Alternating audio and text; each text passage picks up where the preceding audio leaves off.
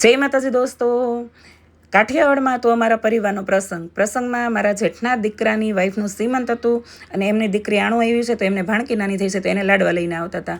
પ્રસંગ તો એક દિવસનો હતો પણ અમે લોકો ત્યાં 2 દિવસ એટલે કે આગળના દિવસે પહોંચી ગયા હતા. સવારે 7:30 વાગે સુરતથી એક જ બસમાં ઘરના 17 થી 18 સભ્યો અમે આવી ગયા. સવારે 7:30 વાગે ગામડે અમે આવ્યા ત્યાં અમારા જેઠાણીએ સરસ મજાની તૈયારી કરી રાખી હતી. રાઈસ વાઈસ બાફી દીધા છે, દાળ બાફી લીધી છે અને બધાને ભાખરી ખાવાનો હાથ પાડ્યો છે કે હાલો ભાખરી ખાવા.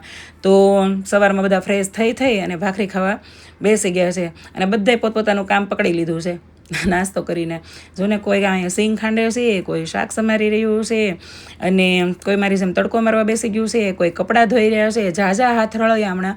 બહુ બધી લેડીઝ લોકો ભેગા થાય એટલે કામ ઝાઝું ભાગમાં આવે નહીં અને કામનો કોઈ થાકે લાગે નહીં, બરાબર ને. અને હું કરવા બેસી ગઈ છું શાક અને દાળનો વઘાર. પણ જેમ બધા આવ્યા છે બધા સભ્યો બધા પોતપોતાના ઘરે થેલા મૂકી અને બધે પોતપોતાના ઘરેથી નાઈ અને આ ઘરે ભાખરી ખાવા આવી ગયા છે અને પોતાના કામ સંભાળી રહ્યા છે. હા, લાસ્ટ વિડીયોમાં પૂછ્યું હતું મને કે કોઈ તમારા ઓસરીમાં કોનું મંદિર છે, તો આ મારા જેઠનું ઘર છે. અને કોઈ એવું પણ પૂછ્યું હતું કે તમારા બેયના ઘર સેમ છે, તો હા, ટાઇલ્સને બધું સેમ નાખેલું છે એટલે બધાને સેમ લાગે અને ઘણા કન્ફ્યુઝ હતા કે આ ઘર અમારું છે અને ઓલું ઘર કોનું છે. તો હમણાં હું તમને આ 2 વિડીયોમાં જ તમને બતાવી દઈશ કે કયા ઘર અમારા છે. આ મારા જેઠનું ઘર છે અને ત્યાં ઓસરીમાં સ્વયંભૂ પ્રગટ અમારે હનુમાન દાદાજી છે જે અમારા ઈષ્ટદેવ છે અને રાખોલિયા પરિવાર ઉપર એમની ખૂબ જ કૃપા છે અને દાદાની કૃપાથી અમારા બધાના ધાર્યા કામ થાય છે. તો એ અમારે મંદિર મારા જેઠના ઘરે ઓસરીમાં છે, બરાબર. પણ બધાનો નિયમ જ છે કે જાય ત્યારે પણ પગે લાગવાનું ગામડેથી અને આવી નહીં તો પગે તો લાગવાનું જ ફરજિયાત બધાને. તો બધાએ પોતપોતાની રીતે સવારમાં ફ્રેશ થઈને પગે લાગી નાસ્તો કરીને બધાના કામ પકડી લીધા છે. આ બાજુ રાઈસ બફાઈ ગયા છે અને હું કરી રહી છું શાકનો વઘાર અને મારું કામ પકડી લીધું છે મેં. તો ઘણાએ એવું કીધું હતું મને લાઈવમાં કે દીદી તમે કાઠિયાવાડ જાઓ એટલે બધા એક સાથે એક જ ઘરે રહ્યો છો. તો હા, કોઈ પણના ઘરે પ્રસંગ હોય એટલે બધાને સાથે બેસીને જમવાનું. આવું દિવાળીએ પણ માહોલ હોય છે.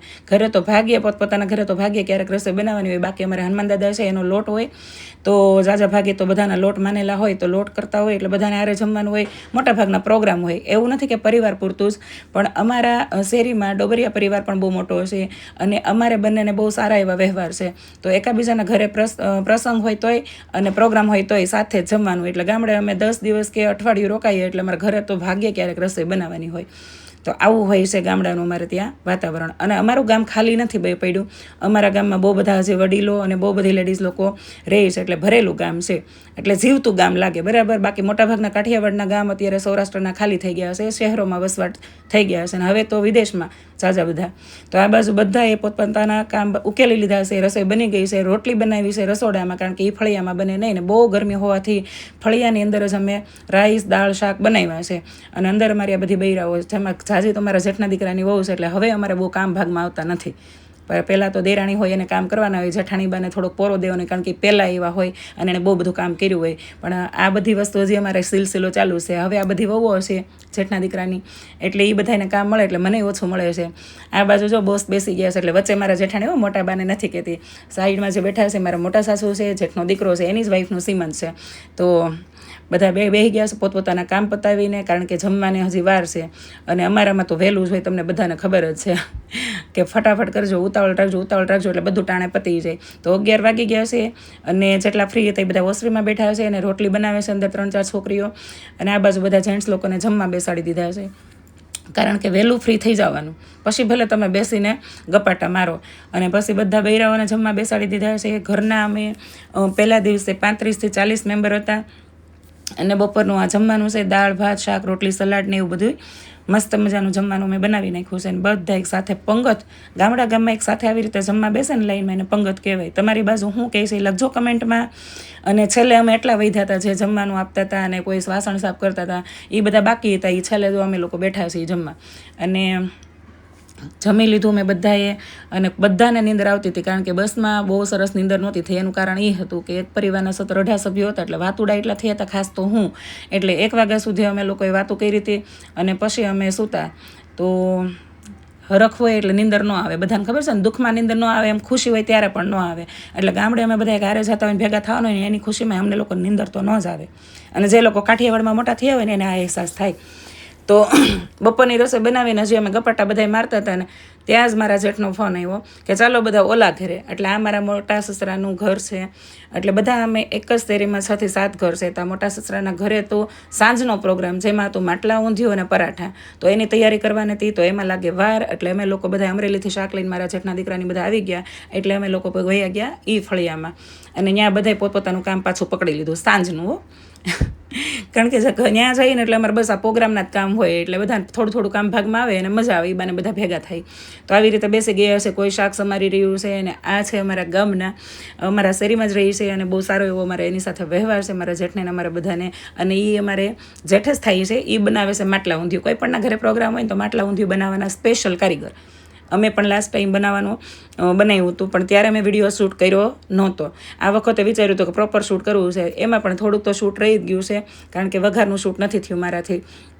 તો બની રહ્યું છે માટલા ઊંધિયું. માટલા ઊંધિયું કેમ બનાવ્યું કોઈ વાર બનાવશે ને પ્રોપર વિડીયો, ત્યારે બનાવીને પોસ્ટ કરીશ. પણ આવી રીતે બધા શાકને મોટા મોટા સમારી લેવાના છે, જેમાં રતાળું, શક્કરિયા, કાચા કેળા અને બટાકા, રીંગણ છે થોડાક મીડિયમ સાઇઝના લઈને ભરવાના છે. અને બપોરની ચા તો બને જ છે. તો 3 વાગી ગયા છે અને ચા આવી ગઈ છે. ગામડે ચા પીવાની મજા પણ કંઈક અલગ હોય છે, બરાબર ને? તો બધા શાક સમારી રહ્યા છે. સિંગનો ભૂકો છે કંઈક અદ્ભુત બનાવેલો છે. શેકેલી સિંગ અને દાળિયા, આ બંનેને મિક્સરમાં ક્રશ કરીને એની અંદર ગોળ નાખીને મસાલો બનાવ્યો છે. ખાસિયત તો એની એ જ છે, પણ મને પ્રોપર આવડતું નથી. એટલે જ્યારે હું શીખી લઈશ ને ત્યારે તમારી સાથે વિડીયો હું મારી રીતે બનાવીને શેર કરીશ. બાકી મેં ઘરે તો ઊંધિયું બનાવીને વિડીયો પોસ્ટ કર્યો જ છે. તો આ બાજુ બધું શાક પછી માટલામાં ગોઠવી દીધું છે. અને એની અંદર કયા પાન નાખ્યા છે મને નથી ખબર, પણ માટલું ઊંધું કરી અને આવી રીતે 45 મિનિટ સુધી એને બફાવા દેવાનું છે. અને પછી શાક બફાયેલું બહાર કાઢી અને પછી એને તડકો મારવાનો છે. પણ એ શાક બનાવ્યું છે જેન્ટ્સ લોકોએ, એટલે એનું મેં પ્રોપર શૂટ કર્યું નથી. તો આ બાજુ બીજી, આ છે મારા જેઠનું ઘર, અને આ છે બધી એની દીકરીઓ. મારા 3 જેઠ છે, મોટા છે, એની દીકરીઓ છે. બાકી અમારા રાખોલિયા પરિવારમાં દીકરીઓ બહુ ઓછી છે. તો એ બે બેસી ગયા છે. આ જેઠાણી તો મેં કીધું હતું ને બોસ, એ તો બેઠા જ હોય, ખુરશી નાખીને બધાને સીંધવાનું જ કામ કરે. પણ ઝાઝા બધા વહેવાળા એને જ કરાવ્યા છે પરિવારના. એટલે અમે એને બોસ કહીએ છીએ. અને અમે બધા પરોઠા વણવાનું કામ ચાલુ કર્યું, કારણ કે સાંજે છે 50 થી 55 લોકોનું જમણવાર. ઘરના તો અમે 30 થી 35 મેમ્બર છીએ જ, પણ અમારી શેરીના જે ઘરે અમારે એકબીજાને જમવાનો વ્યવહાર હોય ને, એ લોકો પણ સાંજે અમારે 15 થી 20 મેમ્બર એ છે. એટલે 50 થી 60 લોકોનું જમવાનું છે, ને ફળિયામાં જ છે. રસોઈ ત્યાં બને છે ને જમવાનું ત્યાં જ છે. તો આ તમે જોઈ શકો છો. અને અમારા જેઠાણીએ જો બધા ઝાડવા કેટલા મસ્ત મસ્ત બધા ઉગાડી અને એને ઉજેર્યા છે. ઝાડ ઉજેરવું એ છોકરું ઉજેરવા બરોબર છે, એના એટલું ધ્યાન રાખવું પડે. અને આ બધા અમે ઓસરીમાં બેસી ગયા છે. એ છોકરીઓ બધી પોરો ખાય છે, કારણ કે હારે આવે એટલે પોરો ખાય ને. આ બધી દીકરીઓ જે પિયર જાતી હોય એને આ હોય માહોલ મળે, કારણ કે એના સસરાના ઘરે એ લોકો એટલું કામ કરતા હોય છે. તો અમે બધા બૈરાઓ બેસી ગયા છીએ પરોઠા વણવા. અને અમે થોડુંક આ શૂટ એટલા માટે લીધું હતું કે ગામડાનો માહોલ કેવો હોય પ્રસંગ દરમિયાન એ જે તમે જોઈ શકો. તો પરોઠા વણવાનું કામ ચાલુ છે. સાઈડમાં કાચા પાકા શેકવાના છે, અને પછી એને તળવાના છે. તો મારા જેઠાણી જૂની વાતો કરી રહ્યા છે, જે અમારા આગળની પેઢી હોય એની. અને અમે બધા એ સાંભળીને એન્જોય કરી રહ્યા છીએ. બહુ મજા આવી ગઈ પહેલાંની વાતો સાંભળવાની. મને તો ખાસ મજા આવે, કારણ કે મને કાઠિયાવાડની એમાં વડવાઓના પોતાના અનુભવની વાતો સાંભળવી બહુ ગમે. આ બાજુ મારા જેઠાણી ને જેઠના દીકરાની બહુ બે બાજુ ચૂલાની બે બાજુ લોઢી મૂકી અને આછા પાકા આપણે પરાઠા શેકી લેવાના છે, જે જમતી વખતે તળીને આપવાના છે. તો એ શેકી રહ્યા છે, બરાબર. અને ફળિયામાં બધા અમારા શેરીના બૈરા આવી ગયા છે. સાંજનો માહોલ થઈ ગયો છે 5:30 વાગે. તો બધા ત્યાં વહેલા ભેગા થાય એટલે મજા આવે વાતું કરવાની, ને એકબીજાની બાને મળવાની મજા આવે. તો અમે બધા ફળિયામાં સલાખો નાખીને બેસી ગયા છીએ. અને અમારા જેઠાણી છે એના વેવાણને ફોન લગાડી રહ્યા છે, કારણ કે એના વેવાણ છે ને એ મારા મોટા ફેન છે. તો એમની સાથે પણ બહુ મજા આવી વાત કરવાની. અને અમે બધા એકબીજાની રાહે બેઠા છે. કોઈ મંદિરે ગયું છે, કોઈ દૂધ લેવા ગયું છે, અને કોઈ હજી જમવા આવ્યા નથી.